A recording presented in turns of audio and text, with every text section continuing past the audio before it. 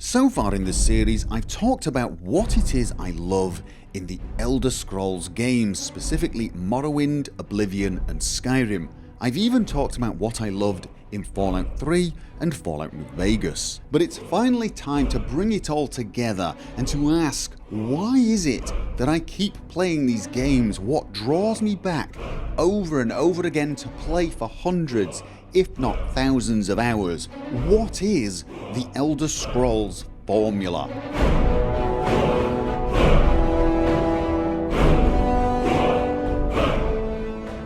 Whilst I've been listing the things that I love about the various games in question, there have been a lot of recurring themes. There have been things that I have loved that were the same in each game. One such example would be the world. Whether it was Morrowind, Oblivion or Skyrim, I loved the world in these games. I loved to explore that world. This was also true in Fallout 3 as well, again a game very related to this series, and I would say this was one of the critical things in the Elder Scrolls, one of the things that really gives it its appeal.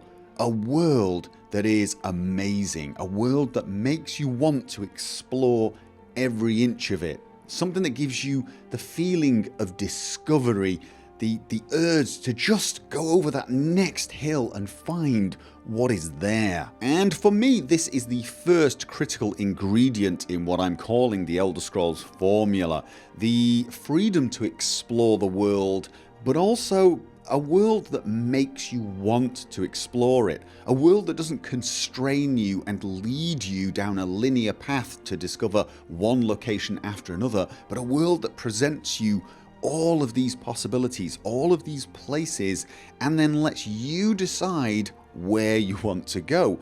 I mean, it does try to entice you to go different places with different quests, different, promises of loot and adventure, but it never forces the issue. It just unfolds this amazing world before you and lets you go where you want. And that is a great feeling, and it's a big and important part of playing an Elder Scrolls game for me. Another common theme throughout all of these videos has been the character system.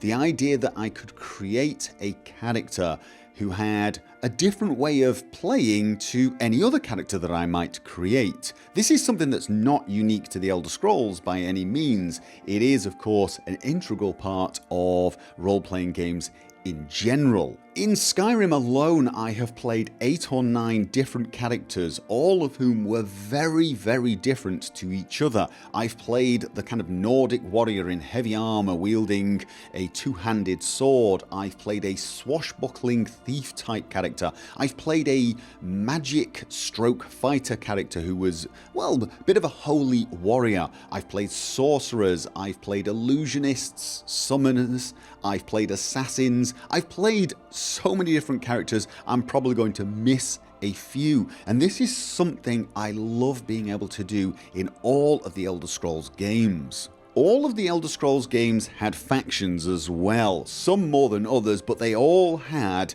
a large number of institutions you could join, become a member of, and do quests for. And for me, this is a very, very important aspect of the Elder Scrolls in general. If all there was to do was the main quest, this would not be the same game. The fact that I can play multiple times and join different groups each time and have a completely different experience is one of the very, very important things for me. It allows me to shape a different story, a different experience each time. And hand in hand with that is the fact that in all of the games, the main quest is not forced upon you. You are given a lot of freedom to either follow the main quest if you want, or ignore it if that's your particular desire. You can go off and join the various different guilds and make that your playthrough and pretty much ignore the main quest. This is something that's been there since Morrowind, well before that actually, but we've only started this series from Morrowind and onwards, but it's been It's been something that these games have shared for a long time, and again, to me, this is a critical part of the Elder Scrolls formula.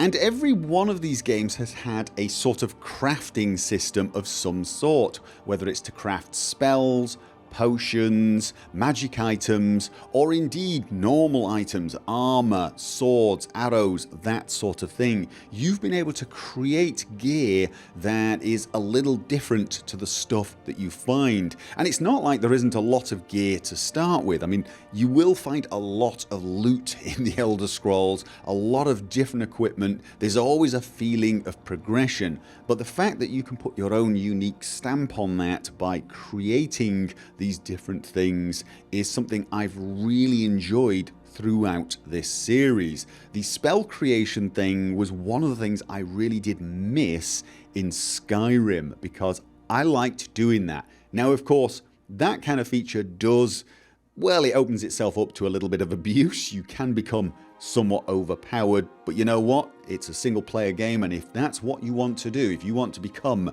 a demigod type character, I'm saying fine by me. And if I had to wrap all of these things together under one sort of subheading, I'm talking about the character system, the different factions, the fact that the main quest doesn't restrict you, and the crafting, I would have to say it's about creation and customization. You can create your own character, you can create your own story and your own experience. It's not given to you, you're not spoon-fed the story and the experience. It's very much something you are a part of creating yourself. It's almost certainly going to be unique to you. And whilst there are plenty of other things I love about the Elder Scrolls series, including, for example, the music. I love the music, and I hope they do a good job in future games.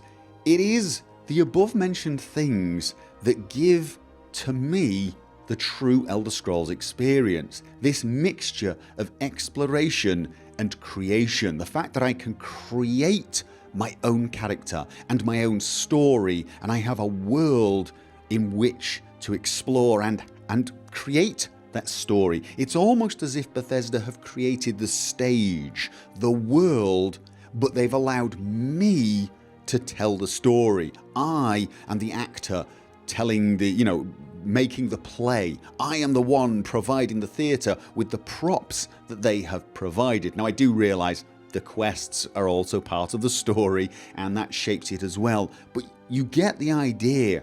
I have a feeling that the story I have created inside this amazing world is mine, but more importantly, once I finished it, and sometimes before I finish that story, I have an urge to replay, to redo the whole thing with a different character, doing different things with different factions in a different manner, and telling a whole new story that's unique to me. And that's it. That's the key formula. Exploration plus creation equals replayability. You can play the Elder Scrolls games so many times because of this mixture, because of this amazing world you have to explore, and this amazing ability to create your own story. And then, of course, on top of this, if you were a PC gamer, you had modding. Modding has been enhancing the Elder Scrolls since Morrowind, and it has had an amazing effect, not just on the enjoyment of the game, but on the life cycle of the game. These games are still being played. Skyrim is one of the most popular games being played on Steam at the moment, and people are still playing Oblivion and Morrowind. A week does not go by where somebody does not beg me to play one of those older games, because of course they know I can mod it, make it far more up to date, but more than that, I can actually add to this formula I have identified, because that's the key thing here. Why has modding been so successful in the Elder Scrolls? You might think it's purely because they released modding tools and supported modding, and therefore it was going to be a success. This is simply not the case. A lot of games have released modding tools and had, well, less impressive success. In my opinion, part of the reason that modding has been so successful in The Elder Scrolls and indeed in Fallout 3 and New Vegas is the fact that modding itself shares so much in common with what makes the Elder Scrolls experience so great. Think about what modding adds. It adds new things, new ways to play the game, new quests to complete, new people to meet, and new places to discover and explore. It gives you more exploration and more freedom to create the character you want, the story you want, and play the way you want. Modding itself shares a formula with the Elder Scrolls.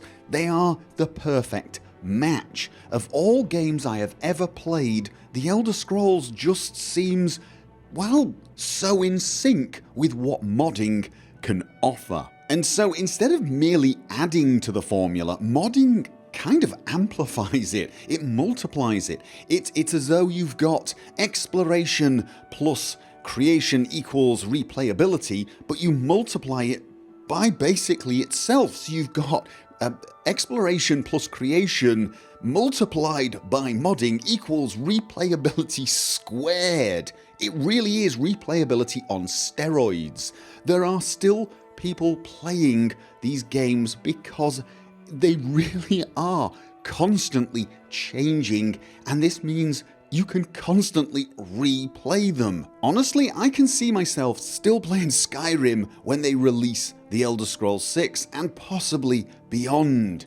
And that does bring us full circle back to where we started this conversation, because this series was sparked by a discussion about what we wanted to see in the next Elder Scrolls game, and I said before we did that we needed to identify what the formula was, what it was about the Elder Scrolls that was so dear to us, so that whatever they added, they did not lose the core features of an Elder Scrolls game. And whilst you might think to yourself, well, now we can talk about that, now we can talk about what we need to see in the Elder Scrolls 6 and how it can be implemented in a way that doesn't break any of those core features that we have spoken about. But before we do that, I think it's time we talk about a game that we've kind of ignored for now. Another Bethesda Gaming Studios game that, whilst didn't have an effect on the Elder Scrolls formula thus far, I think we all know